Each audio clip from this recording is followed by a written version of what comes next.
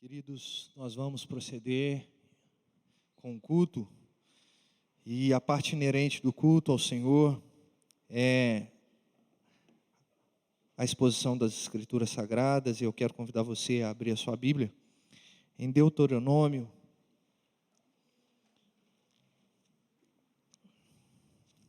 capítulo de número 6, Deuteronômio 6, nós vamos ler do 4 ao versículo 9. E a temática que eu quero propor aos irmãos é a educação cristã, fundamento para se herdar a promessa.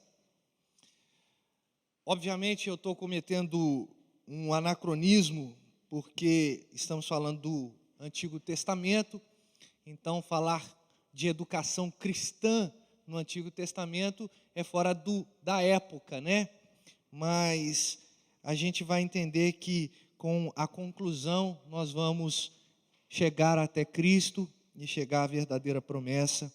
Então não fique irritado com esse anacronismo. Também, além disso, não entenda a palavra fundamento como algo que é essencial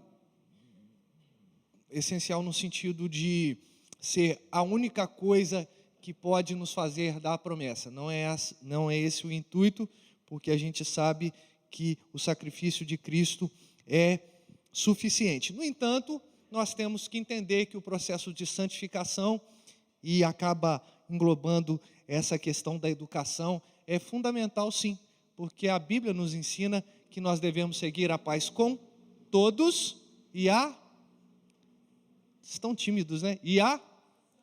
Sem a qual ninguém verá a Deus. Portanto, irmãos, justificado o tema, aqui já dá um norte para a gente. Versículo 4, diz assim: ouve Israel, o Senhor, nosso Deus, é o único Deus. Amarás, pois, o Senhor teu Deus de todo o teu coração, de toda a tua alma, de toda a tua força. Essas palavras que hoje te ordeno estarão no teu coração, e tu as inculcarás a teus filhos, e delas falarás assentado em tua casa, e andando pelo caminho, ao deitar-te, ao levantar-te. Também as atarás como sinal na tua mão, e serão por frontal entre os olhos, e escreverás nos umbrais da tua casa, nas tuas portas. Que o Senhor fale aos nossos corações nessa linda manhã, no nome santo de Jesus Cristo, nosso Senhor. Amém. Em 1912 até 1914, surgiu a figura muito conhecida de uma animação, que virou em animação, na verdade, em 1999, do Tarzan. Todo mundo conhece o Tarzan. Então, Tarzan é um personagem que foi criado em 1912 a 1914. E além do Tarzan, nós temos também uma outra animação, e aí não foi só animação, porque o Tarzan, ele foi a princípio feito para ser um quadrinho, uma revista, mas em 1967 surgiu também o Mowgli. Todo mundo conhece? O Menino Lobo.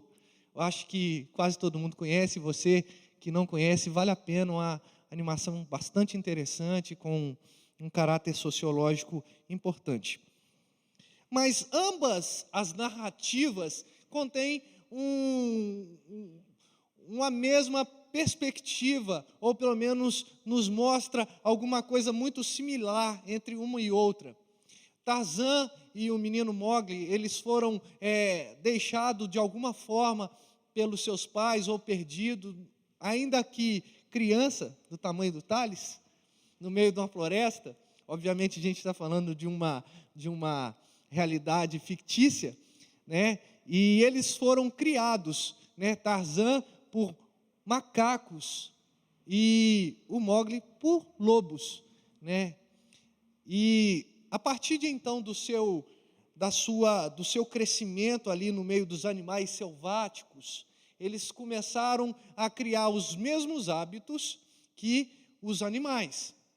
E acontece que nas duas histórias, eles começam a ser ressocializados, porque eles são descobertos nas suas tramas ali, e começam a desenvolver uma questão humana.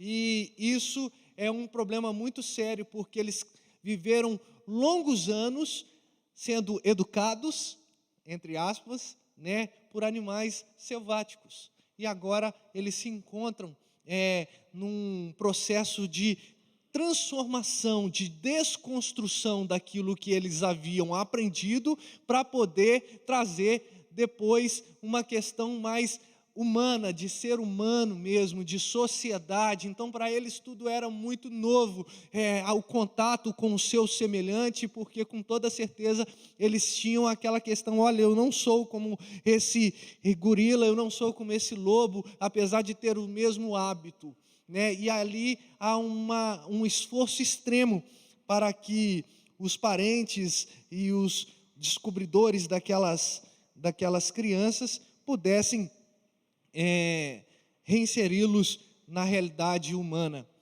Me parece que o Mowgli, parece que uma parte dela é uma coisa muito verídica, aconteceu mesmo, de alguém ser não criado, mas viver na selva, crescer ali na selva. Isso foi retratado como uma animação extremamente interessante. Eu estou fazendo essa introdução justamente para despertar a curiosidade dos irmãos a respeito da educação. Eu acho que um tema hoje extremamente importante, não só de maneira social, mas também de cunho eclesiástico, ou seja, da igreja, e também hoje, por ser Dia dos Pais, eu acho que é um tema extremamente pertinente para nós tratarmos. Por que eu estou falando isso? Porque a educação, ela vem sofrendo as suas mutações positivas, ou seja, nós temos mais acesso à informação e assim mais acesso à educação, Vou dar um exemplo muito básico aqui. Eu estou com meus 33 anos e não existia Google na minha época de escola. Então eu ia para a biblioteca municipal de Juiz de Fora e pegava aquelas Barças, Era o nosso Google, Tudo que a professora pedia para pesquisar, a gente ia na Barça, uma enciclopédia extremamente legal, com bastante conteúdo. Mas com o passar do tempo, isso se tornou obsoleto. E hoje nós temos a internet como o principal veio de informação e acaba sendo um veio também de educação. Só que, ao mesmo tempo que a educação começa a progredir, ela também tem um caráter regressivo, porque algumas ideologias vêm trazendo prejuízos. E aí eu quero abrir um parêntese, porque eu quero trazer uma reflexão simples, Como a gente, enquanto ser humano, consegue destruir certas coisas que deveriam nos beneficiar, não é mesmo? Quando a gente entra, por exemplo, numa mata, se não houver uma legislação ambiental para regular os nossos atos, o que vai acontecer? A gente vai desmatar tudo, a gente vai queimar tudo, a gente vai construir prédios, coisas que a gente acha que é para o nosso conforto, e daí a pouco, gerações depois, a gente vai sentir o impacto ambiental e, de repente, a gente vê o prejuízo que foi aquela construção.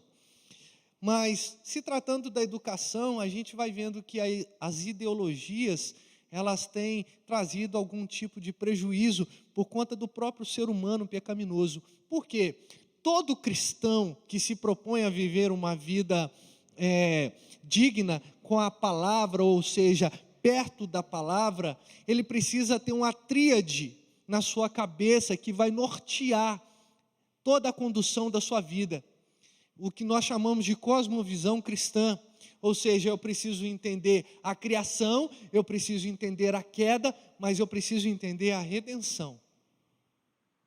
Ou seja, eu preciso entender que o homem, ele foi criado à imagem e semelhança de Deus, por isso perfeito a priori, mas a posteriori ele caiu em sua graça, ou seu estado de graça, e se tornou um homem corrupto. E por conta da sua corrupção, ele afetou não só a sua própria vida, mas ele afetou o cosmos, ele afetou a sociedade, ele afetou a família, ele afetou a política, ele afetou as nossas relações interpessoais, ele afetou tudo. O ser humano, ele foi capaz de afetar negativamente tudo, e isso não exclui a educação. A gente começa a compreender um pouco melhor, a partir dessa perspectiva da cosmovisão, né, cristã, que o ser humano ele traz prejuízos para aquilo que é extremamente importante para a vida dele, né? E aí a gente começa a chegar na área educacional. Por exemplo, há aspectos positivos e negativos dentro do que o Brasil inteiro, ou pelo menos os magistrados dessa área, entendem de uma educação boa, ou algo que se deve praticar na educação de filhos ou alunos. Por exemplo, um método que fala que há uma troca de aprendizagem na sala de aula. Tanto o professor transmite o seu conhecimento, quanto o aluno também consegue transmitir algum conhecimento para o professor. Isso é positivo? Óbvio, claro que sim, e é verdade. Eu posso falar aqui como um pastor, então eu atuo na área da docência da igreja, do ensino da igreja. Eu posso compreender que enquanto eu falo, eu estou edificando a sua vida, mas o feedback que vocês me dão com a sua atenção, às vezes com o balançar da cabeça, vocês me ensinam também que eu estou sendo inteligente na minha didática. Ou, de repente, quando alguém balança a cabeça de maneira negativa, eu estou entendendo que não estou sendo eficiente na minha didática. Então, há uma troca, sim. Dizer que isso não é verdade é mentira, né? Mas, ao mesmo tempo que trouxe esse aspecto, a gente precisa entender que abaixou o nível do mestre, igualando-se ao do aluno. Por que hoje muitos professores sentem muitas dificuldades ao ensinar? Eu não vou falar não só da educação, mas ensinar. Porque hoje o professor está no mesmo patamar que o aluno, e se não for o contrário. Há uns anos atrás, umas décadas atrás, você poderia perceber que o professor era aquela figura extremamente admirada e até temida pelo professor. Quando o professor falava assim: Pedro, eu preciso conversar com a sua mãe e com o seu pai, eu já tremia. Porque eu tinha absoluta certeza que quando a minha professora, eu me lembro da minha primeira professora, a tia Raquel, ela chegasse e falasse com a minha mãe ou com o meu pai e minha mãe dariam razão para ela e não para mim. Independente se o meu lado estava certo ou não, ela era autoridade. O que tem acontecido nos nossos dias? Uma inversão. Não só na área educacional, acadêmica, escolar, mas também nos lares. Hoje, a figura da criança, ela é talvez a figura mais importante. Irmãos, eu não estou falando que o seu filho não é importante, muito pelo contrário, a gente teve um ato aqui extremamente importante que mostra essa significância que tem a criança para o nosso meio. Só que é aquela velha ilustração que a gente sempre diz: quando um avião está caindo e você está com seu filho incapaz do lado, o que você faz? Você coloca uma máscara de oxigênio nele ou em você? Se você pensou que você coloca nele, você precisa rever o seu conceito. Porque não adianta nada você salvar o seu incapaz e morrer, porque ele sozinho não vai conseguir se proteger.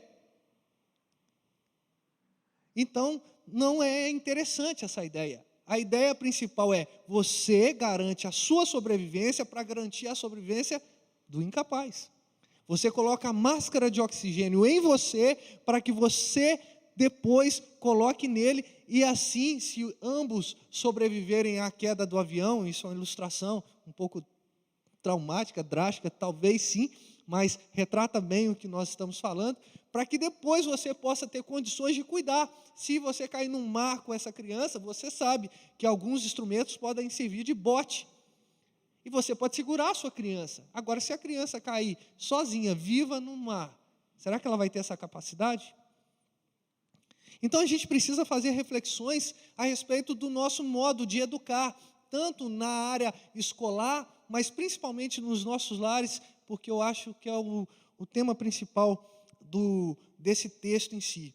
Eu escolhi essa pequena perícope, esse pequeno trecho, porque esse capítulo 6, ele é extremamente denso e com muitas doutrinas para serem observadas, mas a gente precisa, por conta de tempo, de repente trabalhar em outro dia, de maneira mais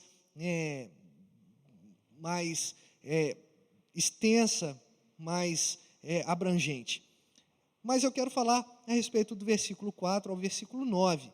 E o que está acontecendo? Deuteronômio significa repetição da lei.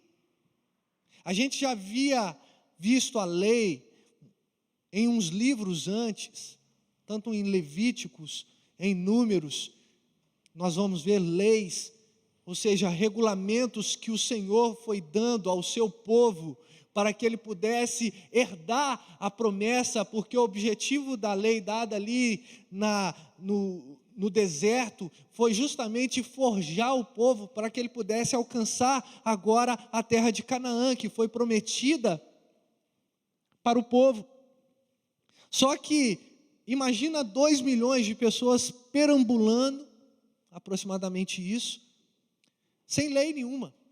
Então foi dada a lei regulamentava as relações, só que o que aconteceu por conta da desobediência à lei, por conta da falta de fé do coração do povo hebreu, eles começaram a perambular de maneira cíclica no deserto, até que se passassem 40 anos.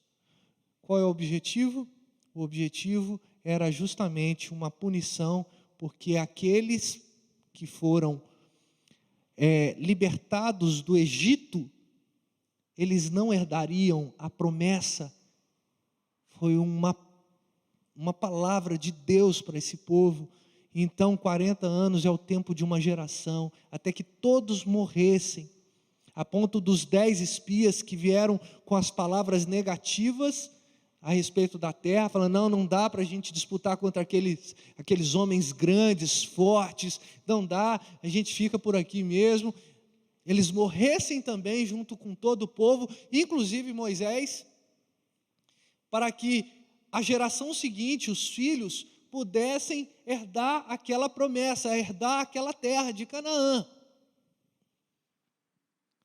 Então, a lei que foi passada aos pais, agora havia ficado no coração dos pais, só que agora havia uma necessidade de uma repetição da lei, não por conta de deixar mais claro, mas sim porque eles precisavam escutar a lei. E Moisés não estava falecido ainda nesse episódio, ele está nas planícies de Moabe, no vale de Moabe. E ali ele começa a repetir as leis para o bem-estar do seu povo. Mas se você reparar muito bem, no capítulo de número 5, vai repetir os 10 mandamentos, e aí eu não vou entrar no mérito, porque nós tivemos uma exposição exaustiva, dentro das nossas humildes capacidades, em quartas-feiras, expondo os 10 mandamentos, mas você vai ver que o mandamento de número 5, ele vai falar a respeito de honrar pai e mãe como o Senhor, teu Deus te ordenou, né? Ou seja, estava remetendo a ordem para que te vá bem, para que você tenha vida próspera. E isso vai ser de novo repetido no capítulo de número 6, né? Falando que os dias serão prolongados, no versículo de número 2. E aí a gente precisa entender que esse mandamento em si, ele refere-se aos pais e aos filhos, mas os desdobramentos dessa lei fala a respeito de qualquer autoridade. Se existe uma autoridade sobre a sua vida, você precisa honrar essa autoridade, e isso vai ser validado por Paulo lá em Romanos capítulo 13, quando ele fala que toda autoridade é instituída por Deus, e nós devemos obrigações, nós devemos honrar a autoridade mediante a obediência. Então, quando eu estou falando da educação cristã como um fundamento para herdar a promessa, eu estou falando sim dos pais que educam os filhos, daquele chefe que também traz uma questão de educação e ensinamento para o seu subalterno, daqueles que são, de alguma forma, um influenciador na vida de alguém, e principalmente, e aí juntamente com os pais, né, principalmente a igreja, que precisa ser um instrumento de ensino para esse mundo. Irmãos, o mundo precisa desesperadamente de uma referência, e a igreja precisa ser essa referência. Nós precisamos bater no nosso peito e dizer: olhe para nós, e não no sentido soberbo da palavra, mas no sentido de dizer: nós temos a resposta, nós temos a receita, nós sabemos a fonte, aonde buscar o melhor convívio, a melhor educação, a melhor justiça, o melhor caminho, a verdade, e não a melhor verdade, mas a verdade, friso isso. Nós precisamos ser referência. A igreja não pode ser apática, a igreja não pode ser obsoleta, como muitos estão dizendo, e alguns pastores estão tentando promover uma reforma bíblica, reescrever a Bíblia. Nós precisamos olhar a importância que nós temos diante da sociedade, irmãos. Mas isso é uma prerrogativa dos pastores. Pastor Jefferson é um homem extremamente culto, é um homem extremamente gabaritado. Para que precisa de mim? Simplesmente porque o pastor Jefferson não entra nas áreas que você entra. Será que o pastor Jefferson tem a capacidade de estar no seu trabalho, por exemplo? De estar convivendo dia após dia na sua família? Será que o pastor Eloy, e aí a gente vai falar de gabaritos mais altos, né?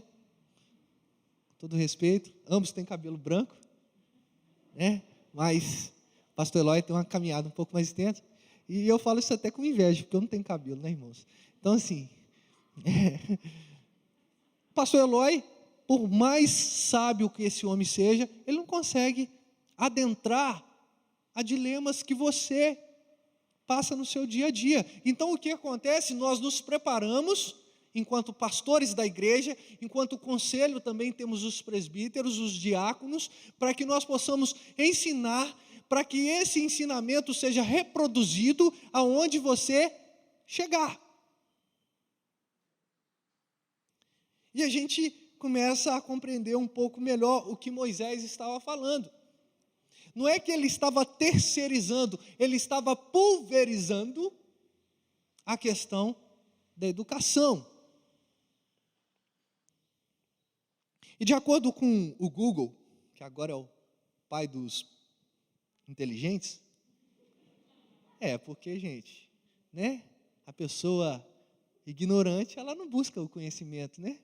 Então, quem vai lá no Google, dá um Google. Educação no sentido técnico, é o processo contínuo de desenvolvimento das faculdades físicas e intelectuais, olha só que interessante, e morais. Morais vem da mesma etimologia da palavra lei. Morais do ser humano. a fim de melhor se integrar na sociedade ou no seu próprio grupo. Ou seja, há uma finalidade na educação, e essa finalidade, segundo o Google, ela traz a questão de se integrar melhor na sociedade e no seu próprio grupo. Guarde essa definição de educação. Tá? E aí eu quero chegar no texto que nós lemos.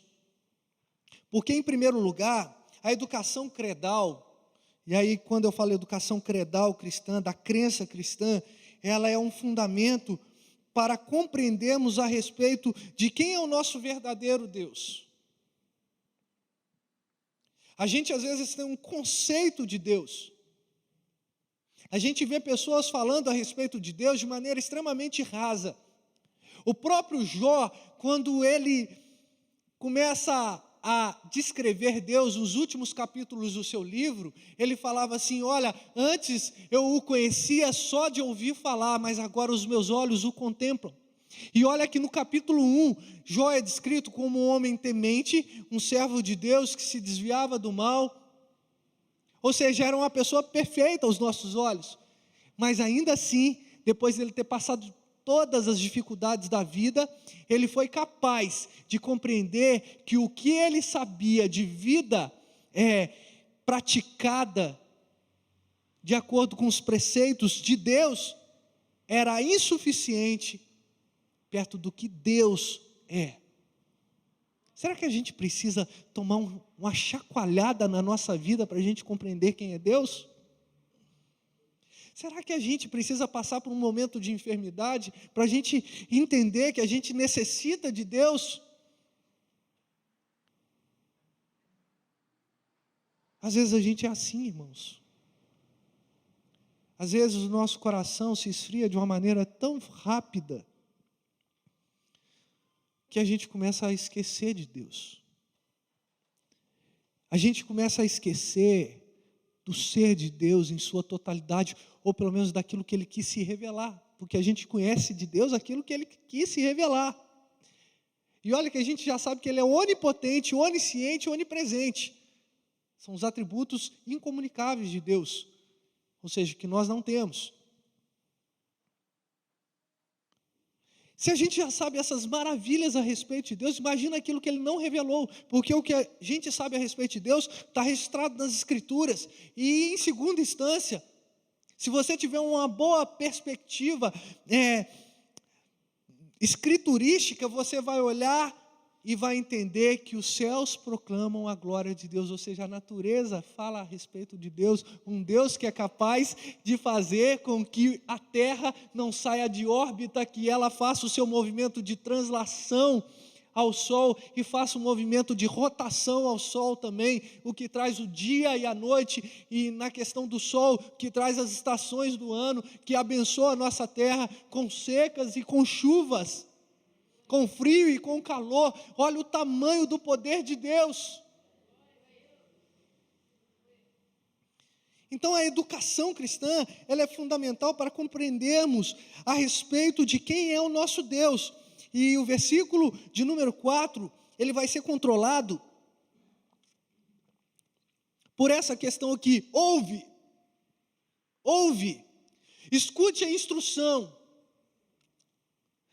Escute o que eu estou falando, porque será ensinamento para vocês. Ouve, mas quem? Vocês quem? Israel. Hoje a palavra está dizendo: ouve, Primeira Igreja Presbiteriana, irmãos que nos acompanham pela internet, ouve você que está atento a essa palavra, ouve, ouça. O Senhor, nosso Deus, é o único Senhor.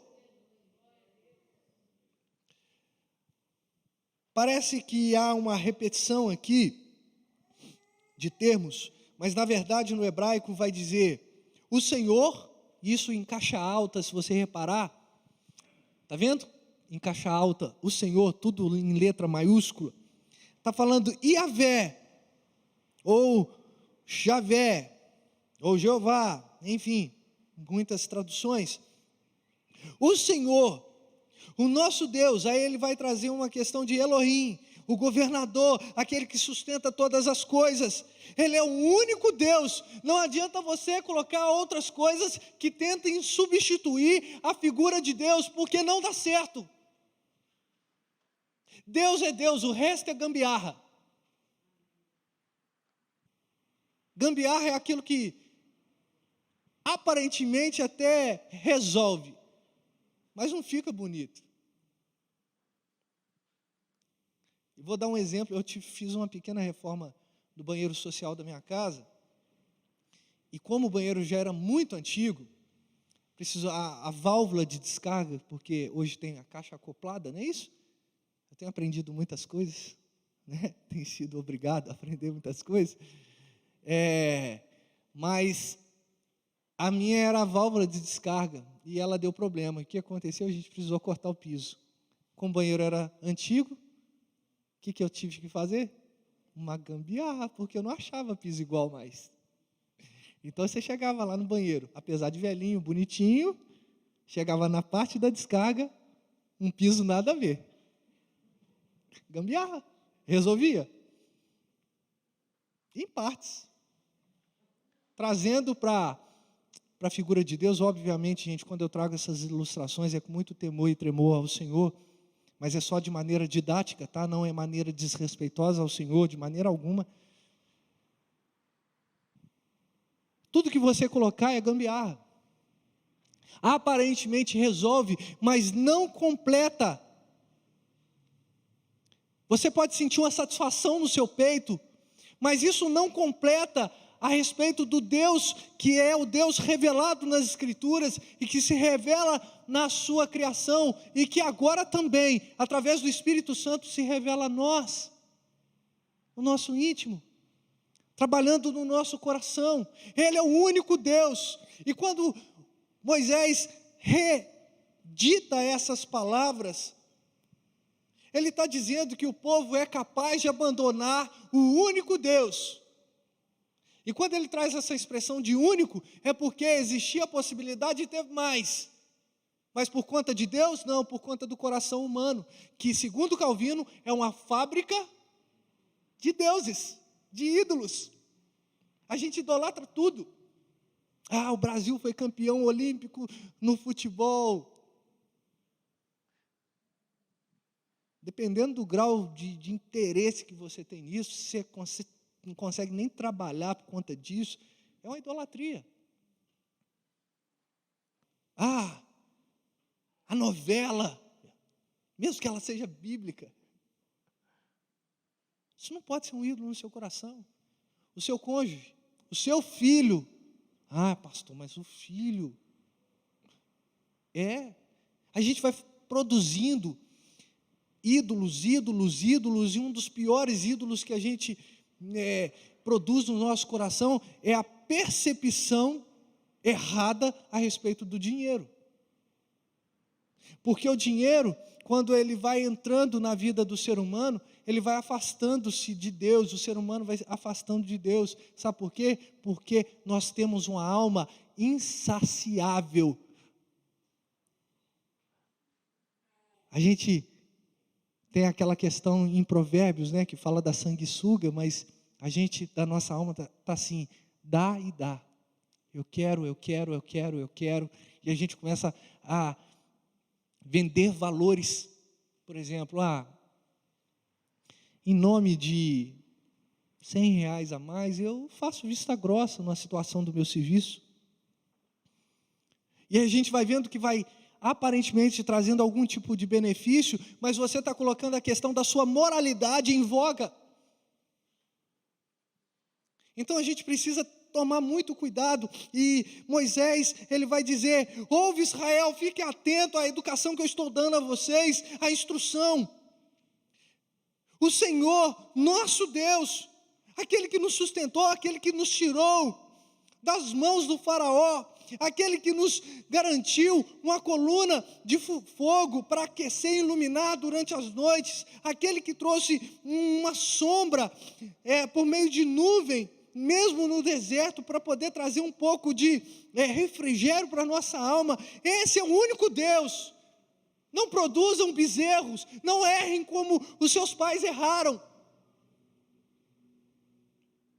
Então a educação, esse ouve, preste atenção, seja instruído, é fundamental para compreendermos a respeito de quem é o nosso verdadeiro Deus. Traduzindo para a nossa vida eclesiástica. Queridos, enquanto um pastor, um presbítero ou alguém que está ministrando a palavra, a gente precisa estar com os nossos ouvidos abertos. Porque na exposição da palavra, Deus é exposto. Cristo é exposto. Cristo é levado a reflexões que talvez você não tenha sozinho, não por sua incapacidade, mas é porque aqui é o lugar aonde nós temos reverência à palavra de Deus, estamos expondo as Escrituras e também a ação do Espírito Santo. Então, em primeiro lugar, a educação cristã, credal, do credo cristão, é fundamental para compreendermos a respeito de Deus, ou do verdadeiro Deus, o único Deus. Em segundo lugar, a educação cristã, ou credal cristã, ou a educação desemboca no amor. Olha só, versículo de número 5, amarás, pois, e esse conectivo, pois, então está explicando o versículo anterior. Vocês agora compreenderam que Ele é o único Deus, então amem, portanto amem o Senhor teu Deus, amem Ele de todo o teu coração, de toda a tua alma, de toda a tua força.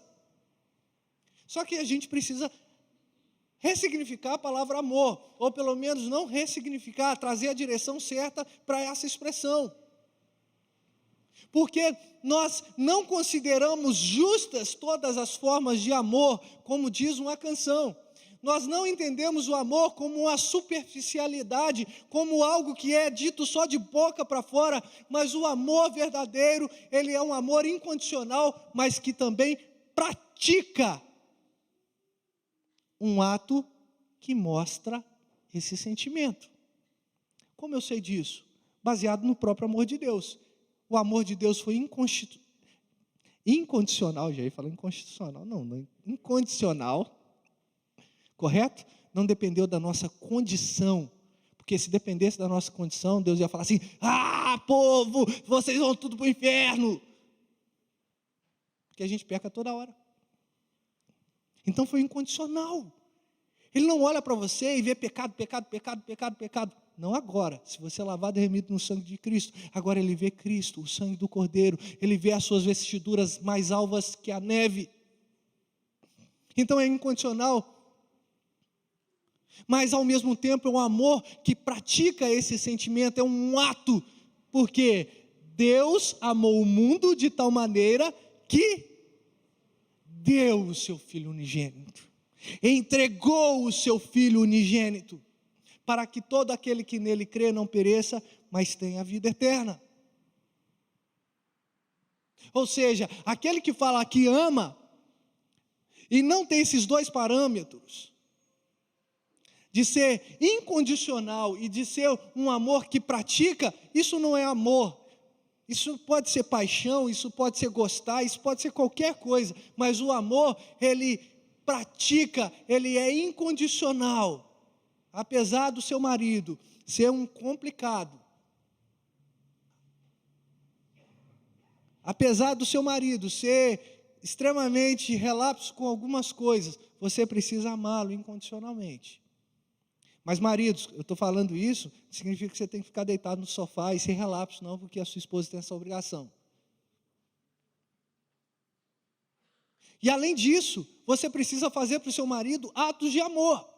E eu não estou falando de uma questão sexual, eu estou falando de atos que demonstram esse amor de maneira não só física,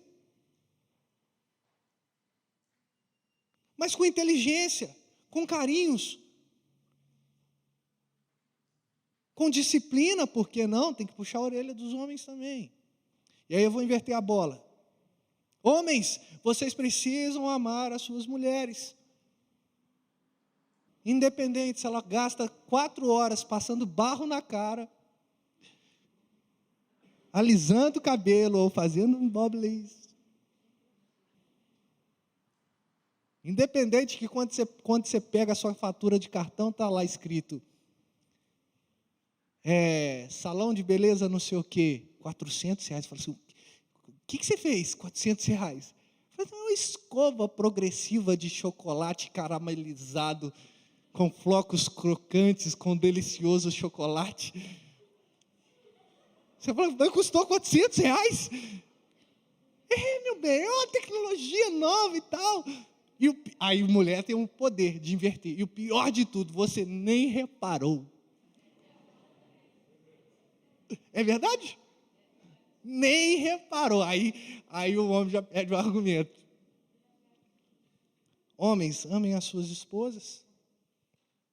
Independente, lógico que é uma brincadeira, irmãos, mas a palavra é séria. Independente do problema.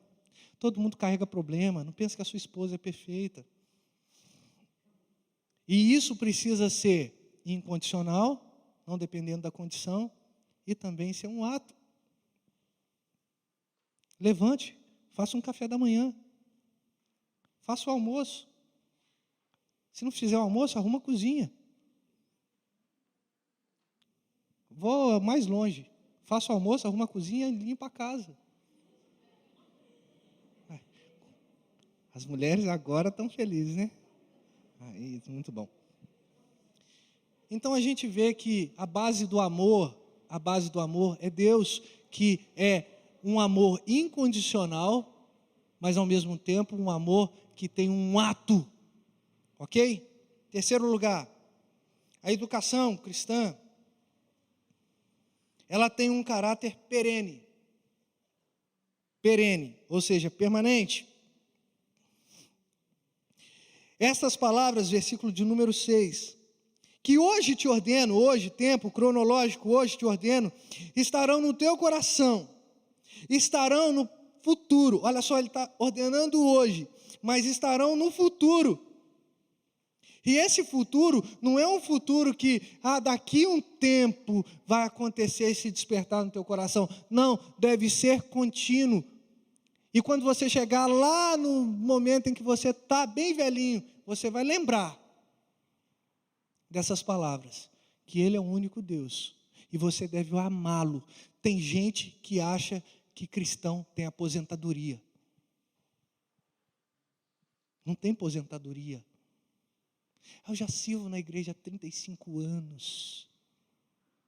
Já mandei minha carta para o INSS, do Supremo Concílio da Igreja Presbiteriana. Não existe isso. A gente vai ver duas figuras no Novo Testamento, e eu vou citar pelo menos uma aqui, uma sacerdotisa. Vou citar Simeão, melhor. Simeão, a palavra diz que Simeão aguardava no templo a vinda da promessa. E quando Jesus foi levado ao templo, ele saiu correndo, mesmo que idoso, ele saiu correndo, pegou aquela criança, levantou aos céus e falou assim: Senhor, despede o teu servo, ou seja, pode me levar agora, porque agora os meus olhos viram a salvação. Não há aposentadoria. Bendizei ao Senhor, vós todos que assisti na casa do Senhor, bendizei ao Senhor. Salmo vai dizer isso. Então, a educação, ela precisa ter um caráter perene. Você está instruindo o seu filho, a sua filha, você está instruindo o seu subordinado, você está instruindo alguém que se submete a você, não para que ele apenas aprenda agora e daí a pouco ele se esqueça, não para que ele tenha uma memória de peixe, mas sim para que isso perdure no coração dele. Em quarto e último lugar, a educação cristã deve ser visível em nosso lar. Visível em nosso lar. O construto social, ele começa pela família, irmãos. Não deixe que nenhum pensamento filosófico moderno tire isso da sua cabeça. A família é a célula máter da sociedade. E quando a gente fala de família cristã, a gente falando a respeito do homem, da mulher e sua prole, seus filhos. Versículos de 7 a 9 vai dizer assim: tu as inculcarás a teus filhos, e delas falarás assentado em tua casa, e andando pelo caminho, ao deitar-te e ao levantar-te. Também atarás como um sinal na tua mão, e serão por frontal entre os olhos, e as escreverás nos umbrais da tua casa e nas tuas portas. Olha só, passem isso para o filho de vocês, que o Senhor é o único Deus, não existe outro Deus. Não tem um tio, uma tia do lado de fora que fala assim: mas tem o fulano que pode ser Deus também, não sei o quê. Não, o Senhor é o único Deus, o Jeová, Javé, Yavé, Deus é o único Deus. Nós servimos a um único Deus. Subsistem 3 pessoas da Trindade, aí a gente pode falar em outro momento. Mas olha só como Moisés ele é enfático ao dizer: você vai colocar na cuca. É como se fosse um processo de abrir a mente do seu filho e vai despejar toda essa informação de que o Senhor é o único Senhor. Tu as inculcarás a teus filhos. E aqui a gente pode mudar essa palavra também dos seus filhos para os seus subordinados. E por que não nós, enquanto igreja, nós podemos falar: nós inculcaremos isso, que o Senhor é o nosso Deus e existe somente esse Deus, a sociedade, porque eu preciso ser um agente de remissão na sociedade. E dela falarás. E aí, obviamente, Moisés está trazendo uma questão hiperbólica, ou seja, um exagero, mas que mostra como isso é extremamente importante. É um exagero? Mas é uma figura de linguagem. Você vai falar sentado em tua casa, e andando pelo caminho, e ao deitar-te, ao levantar-te também. Bom, até aí. Não significa que o pai vai ficar assim no ouvido do menino: o Senhor é teu Deus, é o único Deus, o Senhor é teu Deus, o Senhor é teu Deus. Não é isso. A gente tem que sempre instruir, tem que colocar na cabeça da criança, mas não só por meio de palavras também, mas principalmente por meio de ações. Agora, repare que Moisés traz uma questão de que você não vai só colocar na cabeça do seu filho e não vai dar exemplo. Não. Versículo 8: também atarás como sinal na tua mão. Ou seja, o filho vai te ver e vai ver a sua mão e vai ver que o que você fala, você também está praticando. Não é aquela coisa de faz o que eu falo, mas não faz o que eu faço. E te serão por frontal entre os olhos, ou seja, vai ser evidente quando olharem para você. Crente tem cara de crente. Assim como ovelha tem cara de ovelha, crente tem cara de crente. A gente precisa entender que a nossa caracterização deve remeter a Cristo. Roupas decentes, trajes elegantes, por que não? Mas extremamente respeitosos. Isso tudo traz um sinal, um alerta para os seus filhos, para os nossos filhos, para a sociedade. Imagina um bando de não crentes e um crente lá no meio, você fala assim: não sei quem que é quem. Porque o crente está dançando um funk igual o não crente. O crente está bebendo igual um não crente. O crente fala gíria e palavrões igual um não crente. Quem que é o crente ali? Não sei. Irmãos, o nosso testemunho tem que ser libado. Pastor, mas eu sou minoria na minha sala. Não importa. Seja a referência. Seja a luz que acenda e ilumina toda a escuridão.